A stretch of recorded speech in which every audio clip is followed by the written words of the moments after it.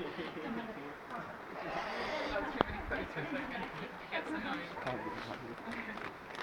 so hello, welcome to the Centre for Alternative Technology. So this centre's been here since 1974. We just had our 40th anniversary. So this location was picked by, so in the 70s there were a lot of concerns and worries about energy. So for example, in the 70s in the Western world, so in the US and in Europe, a lot of the oil production peaked. So there was already concerns about energy security. As well as that, there was an oil embargo, so it was very difficult at sometimes to get energy, and the costs were really, really high at some points. And a lot of people were really concerned about this and wanted to try and investigate different ways of generating energy for security, but also for maybe for environmental reasons as well. And so a lot of kind of, well, there was a mixture of idealists and kind of hippies and engineers decided to come and live off the grid, so off the national electricity system, and generate their own electricity. And they came here, which is the middle of nowhere, which is really difficult to get to in Wales, where it rains all the time and it's very cold and it snows. They came here basically because this area was free. It was given to them by some quite wealthy people who were also concerned about energy. It used to be a slate quarry. Do you know what slate is? Slate is this material. These rocks here, yeah? Yeah, Just yeah. this material. Slate jest specjalny rodzaj slajdu, wszędzie to w Walii występuje. To są te skały, te wszystkie góry.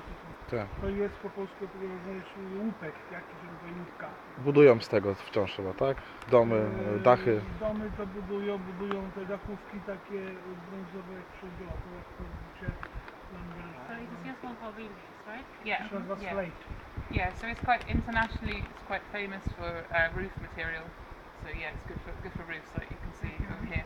So for 200 years, this site, which we're going to see later on, maybe this afternoon, there was a quarry where they dug the slate out of the ground, and then they would ship it around the world. So there's houses all over the world that have slate from this quarry, but in 1951, they decided to close the quarry, and it was just empty for 30 years.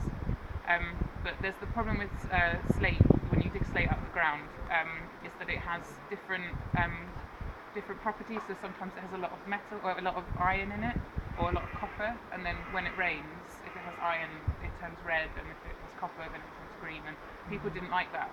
They just want the blue slate. So the slate that they couldn't use, they threw over the side of the quarry, and it made a really big pile of slate, and that's what we're standing on now. We're just standing on a really big pile of waste slate. So you can see, if you look down here, this isn't a natural hill, this isn't a natural hill, this is just an artificial hill. The waste is another kind of pure, because people just want that blue colour. Yeah. No, panowie rozumiecie to coś? Czy trzeba wam tłumaczyć? Rozumiemy? No to dobra. Are you sure? Okay, tell me if I'm speaking too fast. But, it's fine, okay, cool. So we do sometimes get structural engineers to come and check it's okay and it's safe, and it is safe, it's okay. And they, so the people who came here, they planted a lot of trees to try and, so because the roots of the trees, they hold the slate in place. But when they got here, this is what they arrived to. So this is what it was like. So this is 1974. Tak to wyglądało. So these lines, this is where they had a truck, and they would drive along and put the slate over the side. So they've made these lines. So when the people who came here in 1974, when they arrived, they didn't want to use any energy. They wanted to do everything by hand or by renewable energy. So a lot of the things that you see here, they built by hand. You know, like to move these rocks, to move everything, it was all by hand. They didn't use any vehicles or machines? No, they used like horses and things. It was all like it was kind of crazy. But so that's why some of the stuff here, it's like really handmade. but since then now we have connection to the grid. But so do these guys? Do they not? They're happy. Panowie, Tomek, jaki czujesz? skupić się, co pani mówi. Cudownie wręcz. So when they arrived, so this was back in the 70s. They made this prediction that energy use was going to keep increasing till it was at a point where it was unsustainable and not manageable. And they proposed that instead of using more energy and trying to find more energy, that we just use less energy. And they wanted to make it so that when we got to 2025, we'd be using even less energy than in the 70s. And people came here and they stayed here 5 years and they tried out lots of different technologies. So they tried out wind turbines, they tried out hydro turbines, and then they made this plan and they gave this to the government, and they thought the government would say, okay, we'll do that, but the government didn't do it. So then they stayed here. Promised. Yeah. Yeah. Well, they gave this kind of, but yeah, that's apparently what happened. So then the centre didn't close and it stayed. But when the beginning, it was just a community of people that were trying to find these solutions. But then lots of people from the outside, they kept coming and saying, can you teach me about solar panels, or can you teach me about organic food or something? Because of that, they decided that they would open as a centre and let people come and then run courses and things. And then that kind of evolved, and now about maybe more than 5 years ago, maybe 10 years ago, we started running master's courses, so university level courses. So we have one course called Renewable Energy for the Built Environment, so that's an MSc, and then another one for sustainable architecture. So we also run installers courses for people who are installing solar panels or biomass boilers and things like that. Were you doing the course exactly here in this place? Yeah. So this is like kind of like a university bit, but people come for 1 week every month, and they do this really intense week, and they do that for a year or 2 years. Then they complete the masters like that. So it's not going every day to university. It's just one really intense week where you do like 8-9 hour days of lectures for 7 days or something. And the cost for the course is? It's the same as if you would do it in a normal university. It's like, I think it's like 7,000 or something, like £7,000, something like that. Yeah. So if anyone's interested in that for later on, yeah. Yeah. Nie mam żadnych Right. wiedzy. Is it really expensive? How much is a master's in Poland? Is it really? We don't pay It's actually free. for that only, For masters? yes. Wow, okay, cool. Yeah, In that's Poland. better. Yeah. That's really cool. It's strange. Yeah. People finish studying in Poland and come here to work. Yeah, I can imagine. Yeah. Okay, so we have a number of technologies that kind of illustrate using energy less. So this system here, this is the Cliff Railway. So this is the train. So we use this because, as I was saying, people started to come here because they wanted to learn about alternative energy. But it's really difficult to get up because you walk upstairs. Yeah, and it's really steep. So it had no disabled access and no access to kind of anybody who had any kind of problem walking up the hill. So in 1992 they decided to open this railway. So this doesn't use any electricity. Well, it uses a tiny amount of electricity for the computer systems. But apart from that, it's called a water balanced railway. So did you all see there's a kind of small lake out there?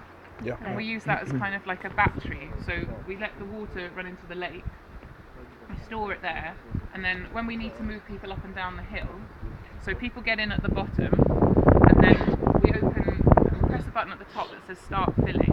This railway, it takes water from that lake, fills the tank in the bottom of the train, and then when that train is heavier than that one, we release the brakes. It's water And then powered. it's water powered, yeah, it's gravity, it uses gravity. Widzicie? Rozumiecie jak to? Słyszycie? Żeby ta kolejka działała, to woda z jeziora Ciężarem jest. wody się napełnia i wciąga. Zaczyna przeważać Lucky ciężkość i ciągnie w dół. Yeah, a a lot potem- of rain. Wales, Yeah, Wales yeah. good for it. Yeah, we're really known for rain, yeah.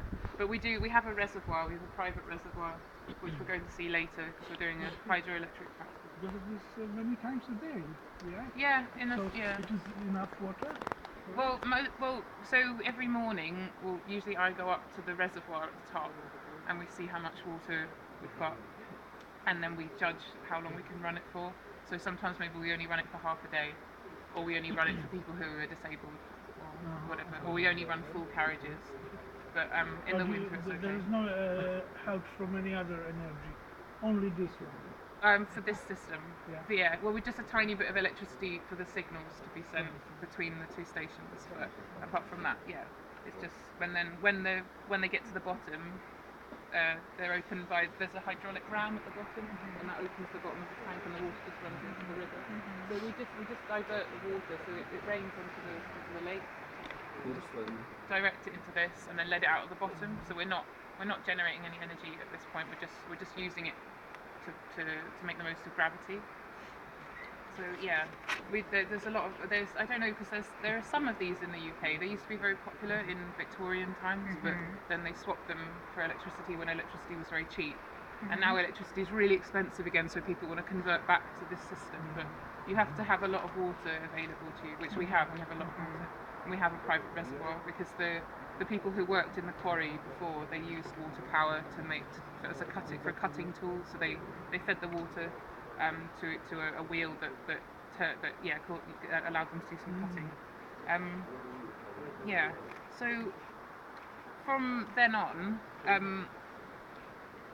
really, when the people arrived here, they really felt a lot. They felt very strongly about energy crisis, and they really cared about reducing the amount of energy we used and finding new ways to generate it. But since then we know we don't just have an energy problem. We have a problem in that we're living on a planet with finite resources. Fresh water, land for growing things. All of these things are restricted, and we're trying to live in a way that suggests that they're not restricted. So we look at a lot of things here now. We look at water use, we look at food, we look at land, we look at transport. Just ways to live in a way that reflects the resources that we have, and doesn't mean that we're just using everything really quickly and then leaving ourselves in a really difficult situation. But that's difficult because it requires a lot of change. So usually when we do this tour, we get people to look. Now, if you look at this landscape, do you feel like this is a natural landscape? This is a natural view. Yeah. So what do we have here? We've got some trees, we've got grass and things like that. So on the other side of the road, that's the national park. That's called the Snowdonia. That's a mountain there. I don't know what it's called. But that's a national park. That's like a protected area. But these trees, these aren't natural trees. These aren't even British trees. This is conifer. This is a conifer plantation. Those trees would not have been there kind of 50 years, 100 years ago. That's like that's an interference by people. This grass wouldn't be. This has been cut. The trees have been removed so we can have sheep on that field. That's not a natural situation. If that was left, trees would grow there again. But we usually just talk a bit about this because it's like there's a lot of opposition in the UK to renewable energy sometimes. So wind turbines, we have really, really strong opposition, and people get really angry about it. And there's lots of campaigns against renewable energy sometimes, and because they think it's like I don't know, affecting the landscape, or it's doing something that's unnatural or something. But actually, you could look at this landscape and think, oh, this is really natural and lovely, and it's been left how it should be. But actually, like everything you can look at here has been changed by people, and it just depends on what I think it's just quite helpful to think about that it's not just there's this landscape that's pure and natural, and then we're putting a wind turbine in the middle. Like all of these things have changed because we've needed something. We've needed wood from those trees, or we've needed wool from the sheep, or whatever. And what can you hear? If you listen, what can you hear? What are the sounds? Motorway, I think. Yeah, motorway. Well, yeah, road. Yeah. Anything else? Just water. Just the water. Yeah. So there's a wind turbine, quite a really big wind turbine, like only about a kilometre that way. You can't hear that at all. But we would get a lot of opposition to that. But then the road is kind of nobody minds about the road because it's like but it's actually a lot louder. But yeah, we have to talk a lot about. I don't know. But do you have that same kind of thing on the continent? That opposition. Yeah. People are against. I don't know. Probably they want a lot of money for the land. Maybe that's why. Yeah. Yeah. I mean, obviously there's situations where it doesn't make sense to put wind turbines, but it's not It always seems just quite harmless, right? quite a what's it? Harmless for the environment. Windmills. Yeah. So okay. Yeah. If we could move on from it.